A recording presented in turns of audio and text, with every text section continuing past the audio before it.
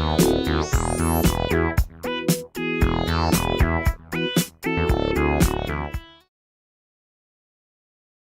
evening, everyone. I'd like to call the work session to order on Wednesday, September 1st, 2021 at 6 p.m. I'd first like to send my condolences to the family of William Bill Goddard. He was our former city administrator. He was a friend to me and an advocate for me in many situations. And I'm sure he's going to be missed by many people, his family and friends. I'm just very sorry to hear this news. We do not have any arrangements as of yet, but when we do, we'll make sure that they're posted or go out to everyone. I'd like to call for a 1-minute moment of silence.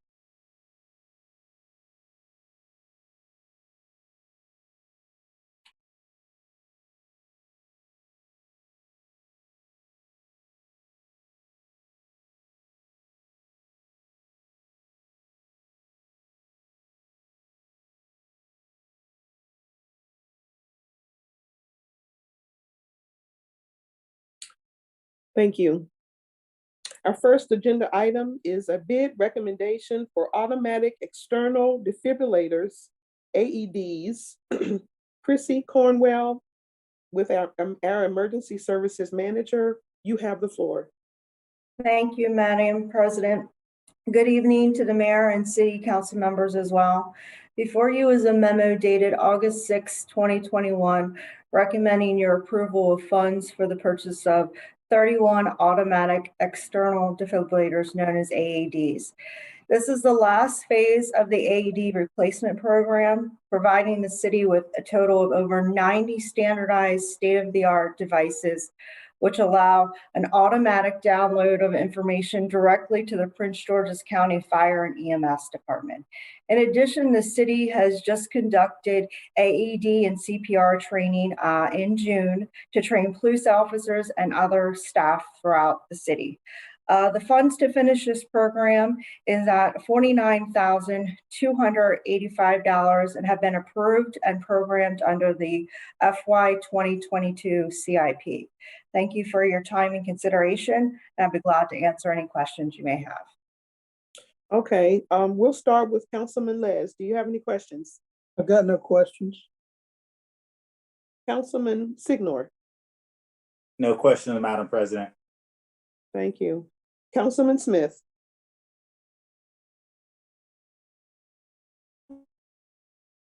Councilman Smith? Madam Chairman, I don't see Councilmember Smith. I will give him a quick call. Okay. Councilman DeWalt. Just one question, Madam President. Christina, these defibrillators, I took the class maybe 3, 4, maybe 5. So it's been a while since I took the class. Has the technology gotten even better as far as the instructions? I know they talk to you, they tell you exactly how to do them and stuff. Has the technology is there changes to them at all, that the technology has gotten even better now? So that was the point of the replacement program, is to get rid of the older ones that did not have that capability to kind of walk you through the process. So by purchasing these additional 31 of those, all of our AEDs will have that process. But yes, that training does walk you through that. And it does have the ability that even if you don't have the training and you grab it off the wall, that there is a process to follow that you could save someone else's life. That's awesome. Thank you very much. Sure. Okay.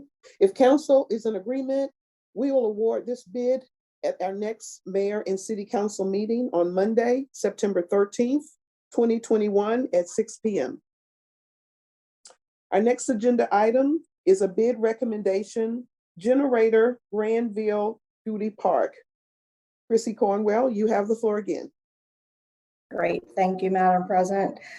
Before you is another memo dated August the 26th, 2021, recommending your approval of funds for the purchase of a generator for the lake house at the Gude Park. This purchase is critical because the city's network configuration designates the lake house as a network hub for the southern part of the city.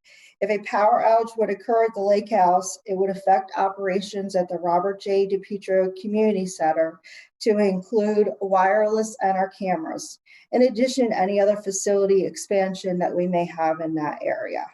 This funds to purchase this generator is at $47,593 and has been approved and programmed under the FY 2020 CIP.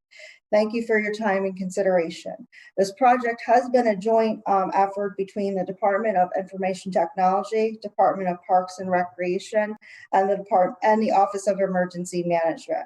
And we'd be glad to take any questions from the council. Thank you. We'll start with Councilman DeWalt. Do you have any questions? No questions. Councilman Les? Councilman Les? And Chrissy, what is the length of the warranty on this unit?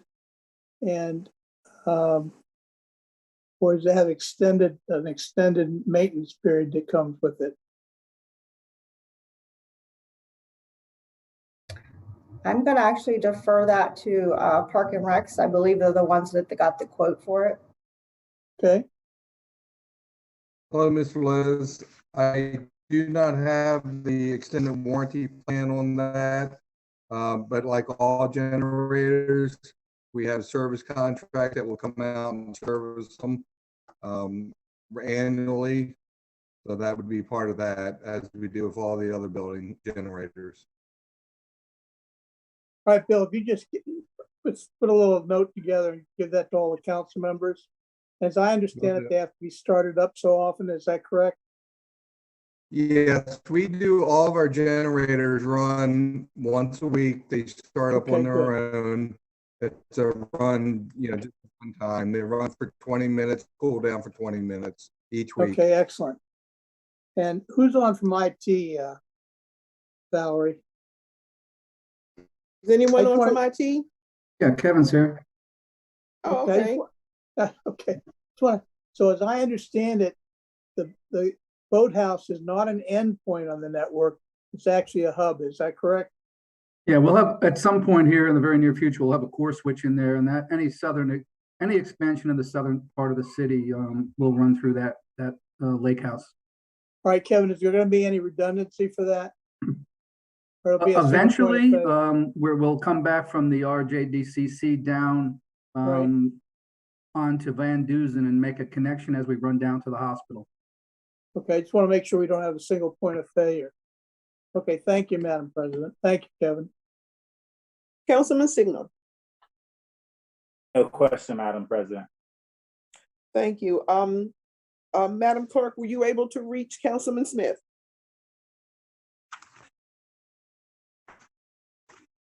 Madam Chairman, I sent him a note. I have not been able to call him now. Okay. If council is in agreement, we will award the bid at our next mayor and city council meeting on Monday, September 13th, 2021 at 6 p.m. Thank you.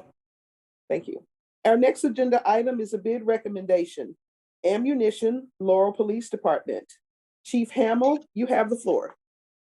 Good evening. Thank you, Madam President, Mayor, and esteemed council. Russ Hamill from the Police Department. The Laurel Police Department is respectfully requesting permission to purchase ammunition for fiscal year 2022. Is to be used in accordance with the training standards for the Maryland Police and Correctional Training Commission, as well as our department. We will be riding upon the Maryland State contract, last four numbers 0284 for this purchase through the gun shop.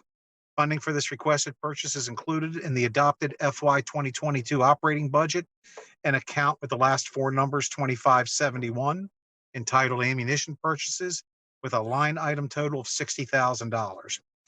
It is respectfully recommended that the mayor and council approve the purchase of this ammunition in the amount of $59,973.06 through that Maryland State contract with the gun shop. Thank you for your time and consideration of this important matter. Thank you. Councilman Signor, do you have any questions? No question, Madam President. Councilman DeWalt? No questions. Councilman Les? Yeah, Chief, let me is this a bit more than we spent last year? I don't believe so, sir. I believe we're About roughly in even? this.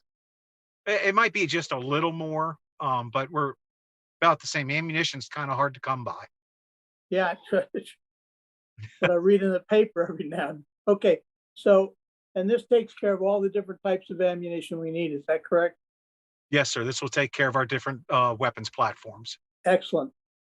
Thank you, Madam President. Thank you. If the council is in agreement, we will award this bid at our next mayor and city council meeting on Monday, September 13th, 2021 at 6 p.m. Thank you. Thank you. Our next agenda item is fleet acquisition. 2021 Ford F-450 Cruise Cab Dump Body. Brian Lee, Director of our Department of Public Works, you have the floor. Good afternoon, Madam President, Mayor Moe, and City Council members. The Department of Public Works is requesting approval for the purchase of a 2021 Ford F-50 Crew Cab 4x4 dump body. This vehicle will be used as a part of the DPW fleet to deliver essential city services. This vehicle will go toward updating and increasing the fleet, adding capacity necessary for the expansion of the city's boundaries, roadways, and service areas. It is a multi-purpose vehicle and will be utilized for leaf collection, snow removal, and other roadway projects. The department researched several agencies to inquire if there were any current contracts for models that equal or exceeded our needs.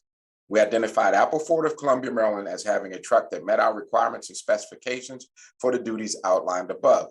They are an in-state vendor and on the Maryland State contract, last four numbers 4504. Funding for this vehicle is provided for in the FY 2021 CIP FL 7-001 Fleet Replacement Program allocated through Ordinance number 1981. The cost for this vehicle, which includes necessary snow removal, plowing attachments, and installation, is $76,822. The recommendation is that the request for this vehicle be approved at the $76,822 mark. Thank you, and I'm available for any questions that you may have. Thank you. Councilman Signor, do you have any questions? I mean, well, I don't know, I guess it's a question. Mr. Lee, do you foresee that doing anything with public work vehicles like the police department is doing with the leasing police vehicle, that way that every 5 years we get a new vehicle instead of purchasing the vehicles outright? I mean, I have a bid with this right now, but in the future, do you see anything like that with public's work? Yes, I actually have a meeting scheduled in a couple of weeks. We are looking at which vehicles would be appropriate for leasing. Okay, thank you. Councilman DeWalt. No questions, ma'am. Councilman Les? Good question, Mr. Sidnor. Brian, let me just ask a question. Is this a diesel? I assume it is? Yes, it'll be a diesel. Okay, and our shop can maintain this vehicle, is that correct? Yes, For this is general a vehicle maintenance? that our shop is very used to working on. Yes, sir. Okay, real good. Thank you, Madam President. Thank you. If the council is in agreement, we will award this bid at our next mayor and city council meeting on Monday, September 13th, 2021 at 6 p.m. Thank you, Madam President. Thank you. Our next agenda item is ordinance number 1982, amending employee plan vesting years. Michelle Saylor, our Director of Budget and Personnel Services, you have the floor. Thank you, Madam President. Good evening, council members and Mayor Moe. The City Code Section 2-40 provides for the pension plans for the City of Laurel employees and police officers. This ordinance would only be addressing a change in the vesting period and the change in the employee contribution rate for employees that are hired on or after October 1st, 2021. That's the proposed date. Again, you have two pension plans, one for the employees and one for sworn.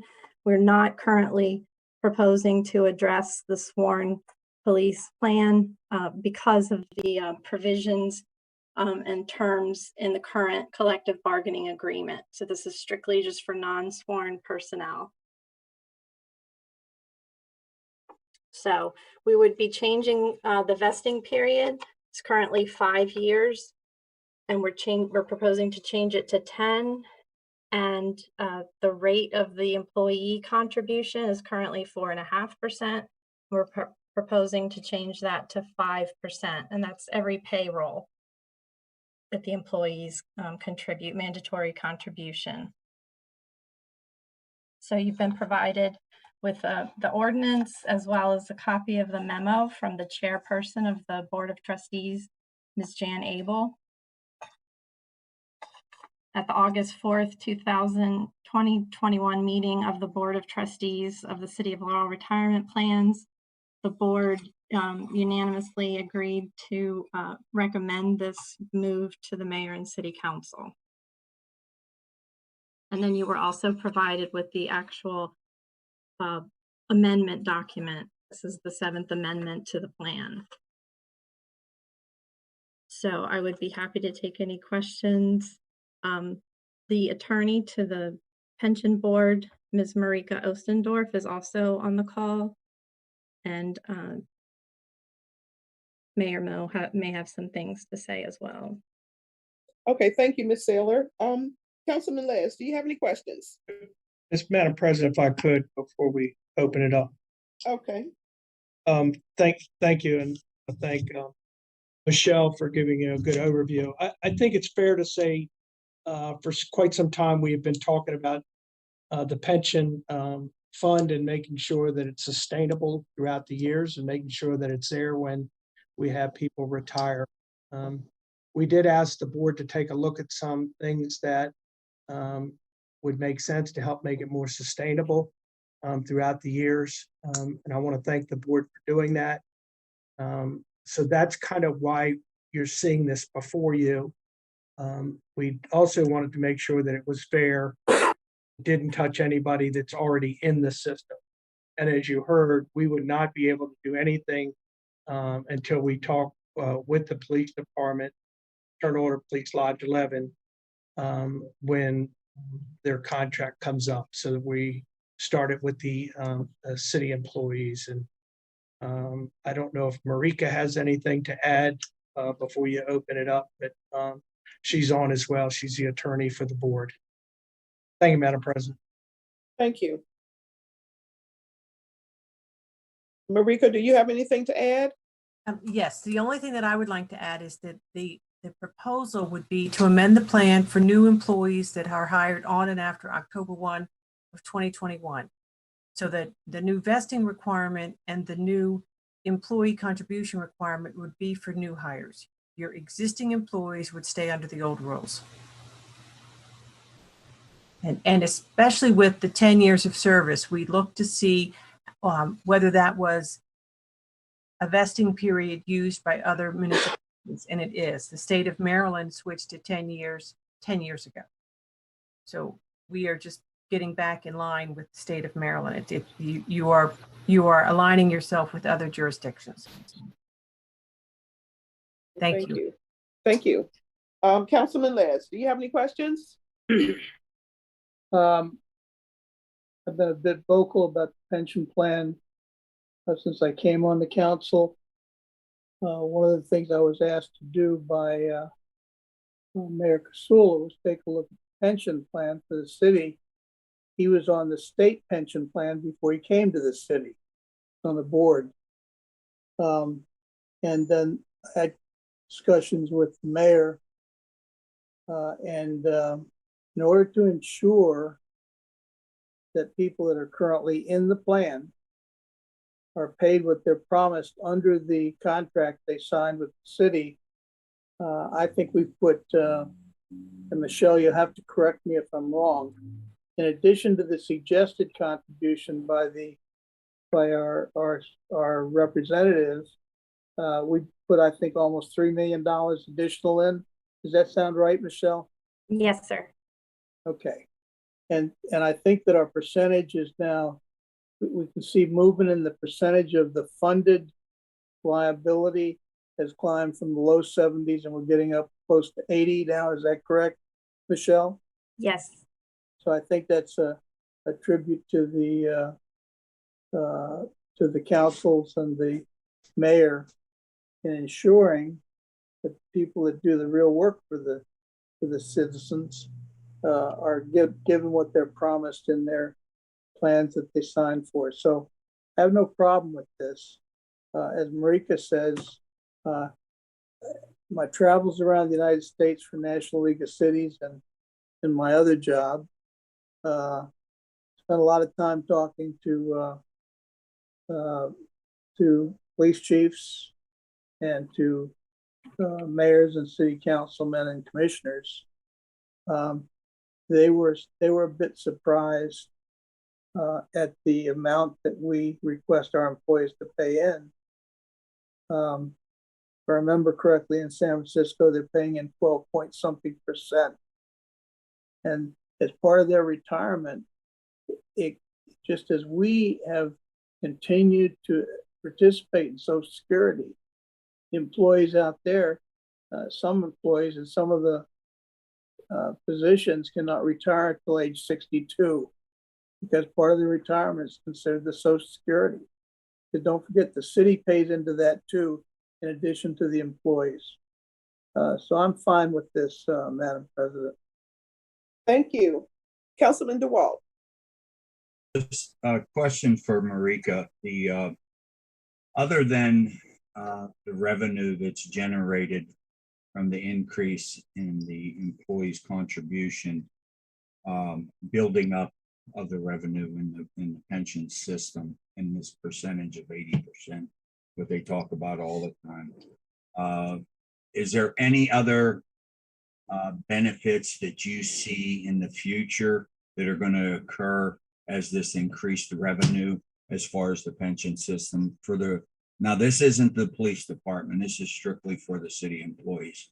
So is there any other benefits within that you see that could happen in the future with that increased revenue?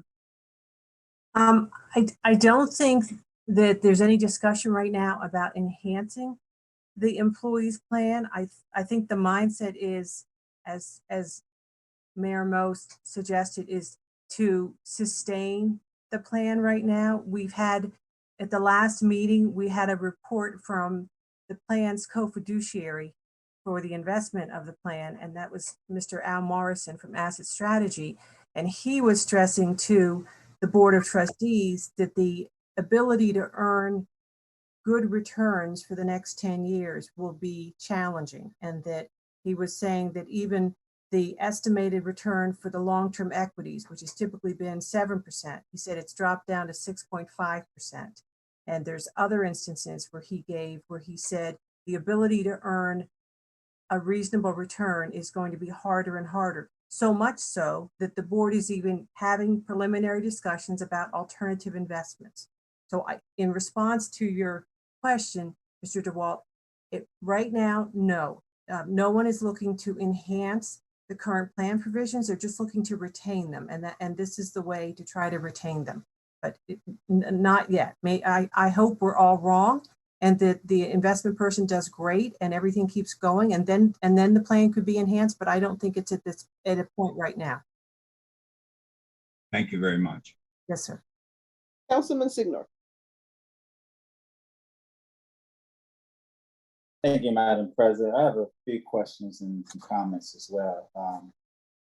Kind of like have mixed feelings about this because I think the attorney answered one of the questions was, she said the state of Maryland switched to this plan 10 years ago. And I can probably, you just get the date for me, administration, get that date for me, when the state of Maryland switched to a 10-year investment. And in Prince George County, what's Prince George County employee investment plan? Can we find that date, find that information out for me too? Was it 5 years or 10 years or 3 years? I'd like to know that as well. And I'd like to know how many employees are in the current plan we have right now in retirement for the city of Laurel. I'd like to know that as well. How many employees are currently now? And what's the projected employees expected to retire in the next 10 years? The thing where I have mixed emotion about, because as a union person, I know the police department is not under that contract until that contract expired. And I wrote union contracts and been a union steward, and I can't speak for the Laurel Police Department, but I can't see them agreeing to a 10-year investment plan And the reason I say that because, you know, that's going to be a recruitment thing. And then the other employees is working, you know, coming into the city for a first time career job. They got to work 10 years for their vested. I think 5 years is idea for most jobs, but the state of Maryland got 10 years and Prince George County got 10 years. That might, I can understand a little bit though, but 10 years investment is a lot. Those are some of the questions that I have. I like to, you know, get some answers on that, more information on that before I can accurately make a vote before this comes before us on the next council meeting. And last question, do we see the retirement pension running out anytime soon to make this change, or we just making it because being in accordance with the state of Maryland? You can ask those questions through email or send it to me later. I know you have the information right now, but those are some things that was concerning me. Thank you, Madam President. Thank you. So we'll make sure that Chief Signor gets those questions answered, and you can share that with everyone on the council. His answers, the answers for him. Madam President, So I'm sorry if I could before you. Yes. Next. Go ahead. I just want to make sure everybody understands that the fund is really about what is how many people are in the fund. It's that really makes a difference. We talk about the state, we talk about the county. Those are a lot more employees. There are a lot more funds that come in. There are a lot more ways for them to make it sustainable. So I would keep that in mind. I would love to be able to give a lot less to every employee that works for the city, but that's just not, that's just not possible if we're going to have a retirement system and a benefit when people retire. I think Councilman Les had said, they come in, they see it, they sign they know what they're going to get before they retire. We've always talked about trying to do some type of an adjustment there. It's just been very difficult because of where we're at. We have a fiduciary responsibility to the employees and to the public to make right decisions. The board, I think, has done a very good job of leading and watching the funds. But I am too concerned about return of rate. I think, as Councilman DeWalt brought up earlier, that is something to watch. But the less that comes in from those investment funds means more that the mayor and city council and the city has to put into the pension system, which means that's operating monies, and it just trickles down in all the different areas. So we'll get those answers, but I think some adjustment needs to be done to this, or it's just not going to be sustainable down the road for those current employees. So, thank you, Madam President. Thank you. If council is in agreement, we will introduce this ordinance and hold our first public hearing at the next mayor and city council meeting on Monday, September 13th at 6 p.m. Our next agenda item is ordinance number 1983, amending Chapter 7 of the Laurel City Code. Brian Lee, our Director of Public Works, you have the floor. Thank you, Madam President, Mayor, and council members. Before you, the city of Laurel wishes to amend Chapter 7 of the Laurel City Code regulating garbage, trash, weeds, recycling, and etc. in order to clarify and update language in the code.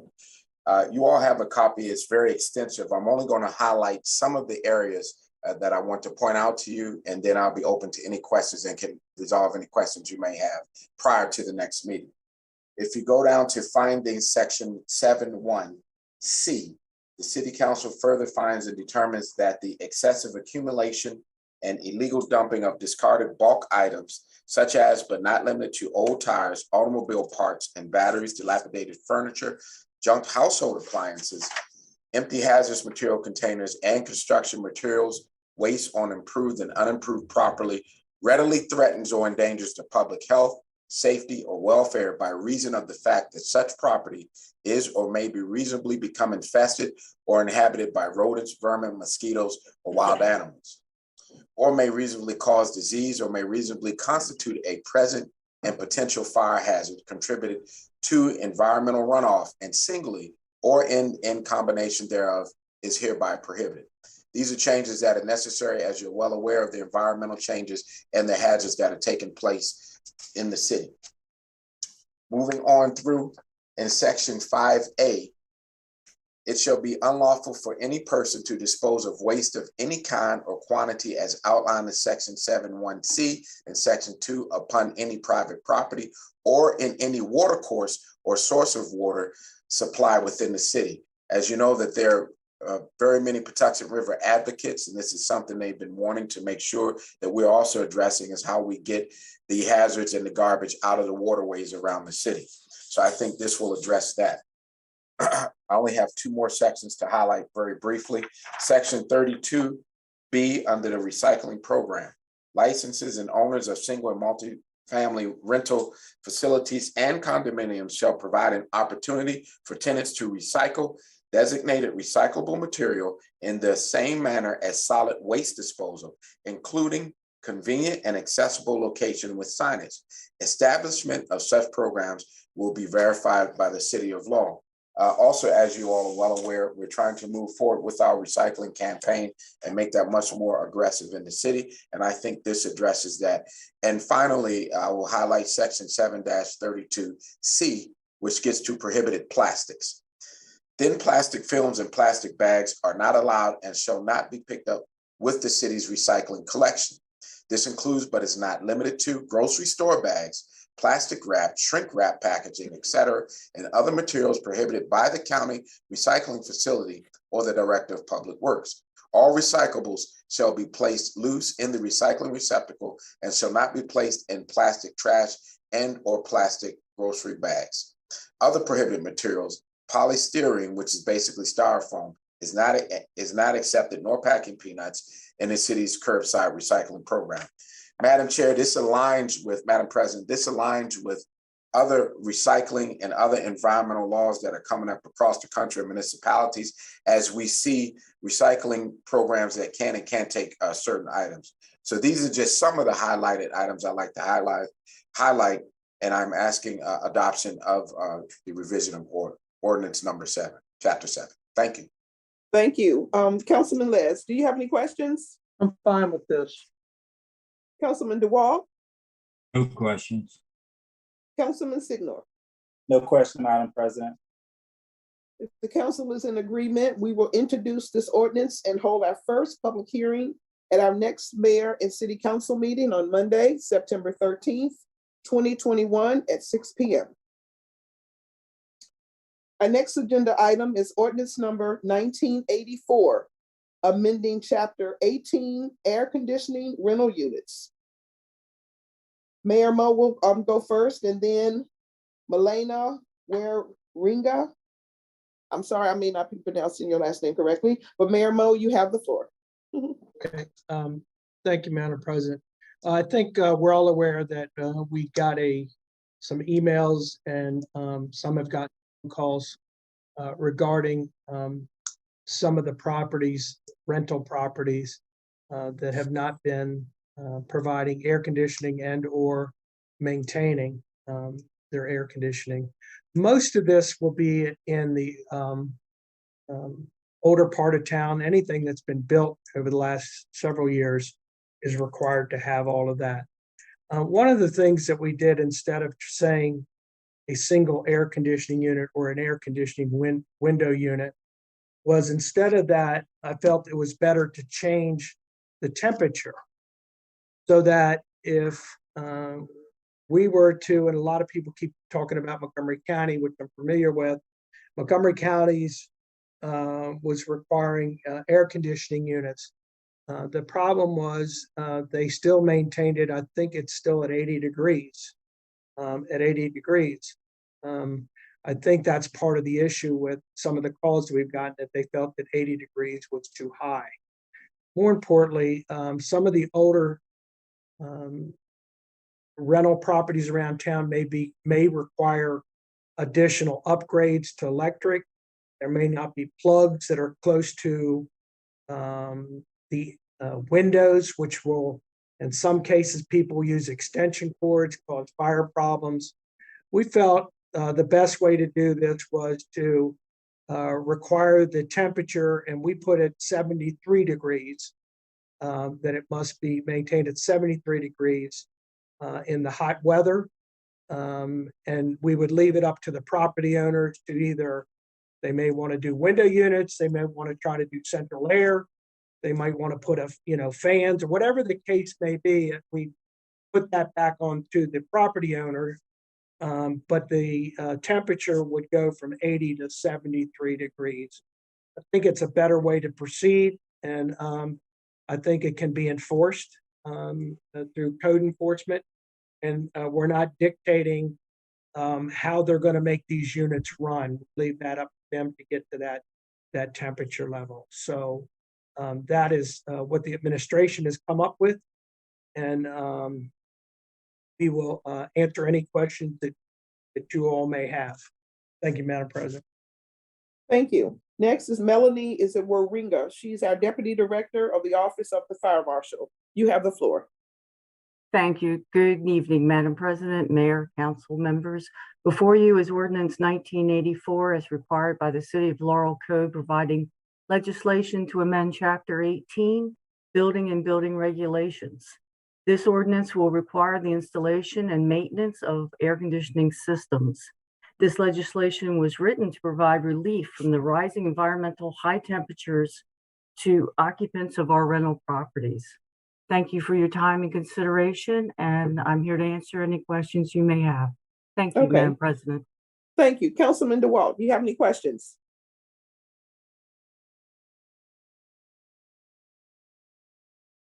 Yes, I have one for maybe two for Melanie. Melanie, the upgrade for these landlords as far as the electric goes,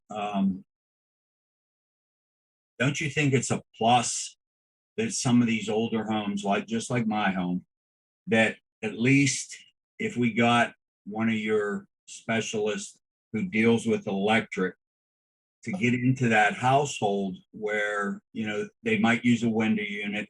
There's also those portable units that vent out the window, which makes it a little bit safer than putting a electrical unit into your window, where they're a lot heavier and stuff. And these portable units have basically a round, big round venting thing that they put out the window.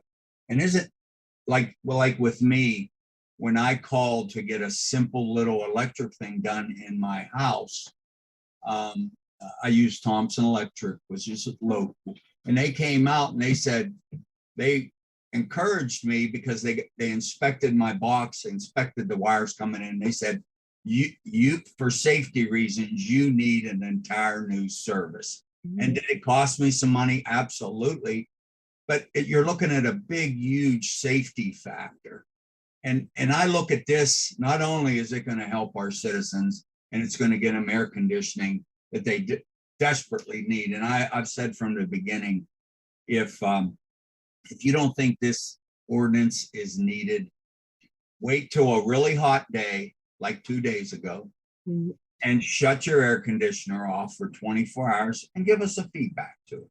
It would be unbearable. I just read an article today about Baltimore City schools. The billions and billions and billions of dollars we've given to those schools, and Governor Hogan's right on it. And a lot of them had to excuse the students early because there's no air conditioning in those buildings. After we give them so much money, it has to be unbearable for those poor kids and the teachers. And that money's going somewhere. Wherever it's going, we don't know.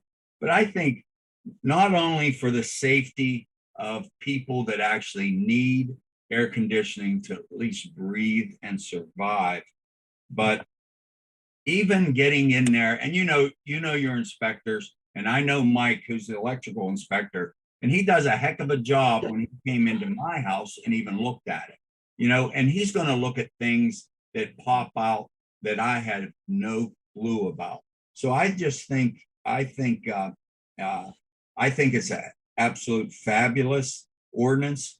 My only thing is, what are you going to do if they do not comply with this order? I don't really see it in here, but it might be in the regular building maintenance and stuff like that. What are you going to do to these landlords or owners of the properties if they don't comply with it? Well, they do have a, I believe, 6 months to try to comply. I mean, in worst case scenario, we do rental inspections, and if we get complaints and they're not abiding by the ordinance, they can be fined for each violation. So we always have that. Plus, we can also pull back the rental license. We can void it if it's that bad. But I'm in agreement. I think that a lot of electrical panels, especially in older sections of town, should be upgraded. In newer homes, most panels are 200 amp. You can still find probably the old fuses, 60 amp boxes in some old apartments. So yeah, I agree. The electrical system should be absolutely taken a long look at to make sure that they can support the extra amperage that's required to run an air conditioning unit. I'm also hoping that maybe some of the owners will install what we call the mini ductless systems. They're a lot easier to install, pretty simple. You don't need any ductwork with them, and they're very efficient. So yeah, there are different avenues how we can approach this. Okay. I've seen them too. They're awesome, those ductless units. Okay, thank you very much, Melanie. My pleasure. Madam President, if I could, just to Councilman DeWalt, I do think the other nice thing about this is that we require the entire unit rental property be maintained at 72 and not just one room or anything else. So that is another benefit to this. Thank you, Madam President. Thank you. Councilman Les. I'm fine with this. Councilman DeWalt, I'm sorry, Councilman Signor. Thank you, Madam President. I think it's a great piece of legislation as well. I think it's something needed. A lot of citizens was complaining about the air conditioners since I've been on the council. So I thank the council and the administration for moving this forward. Thank you. Thank you. If the council is in agreement, we will introduce this ordinance and hold the first public hearing at our next mayor and city council meeting on Monday, September 13th, 2021 at 6 p.m. Our last agenda item for the evening is Charter Resolution number 174, continuation of virtual meetings. Mayor Mo, you have the floor. Thank you, Madam President. Charter Resolution 174 goes back to the adopted legislation, the resolution number 6-21. If you remember when council passed that, I think about a month and a half ago. And we did this resolution because we wanted to make sure before we, as you're well aware, it costs money to do the charter resolution. You all passed that resolution 621. It's just basically makes it conform to our requirements in the charter. And this is a charter amendment 174. So it reads pretty much what 621 talked about, the virtual meetings and the meetings themselves. So that's really all it does, Madam President. Thank you. Councilman Signor, do you have any questions? No question, Madam President. Councilman Les? No questions. Councilman DeWalt? I'm not a big fan of Zoom meetings. I like in person, as long as we're, doing it safely. I can't wait until the day comes. I know Maryland is the 50th in the state as far as percent with COVID. So obviously in PG County and Montgomery County, we're just not getting enough people vaccinated. And it's disheartening that we can't at least get back to regular meetings where people can come, where you can meet them, where you can talk to them, because I think that's the best way. And so Councilman Sidnor could see it, I have my gold ribbon on that I had made specially for the childhood cancer awareness for the month of September. And if anyone needs one, I got a connection where we can get some of these made if you want one for your suit coat or your dress or your attire that you wear. But I think it's an awesome, awesome program. Thank you very much. Thank you.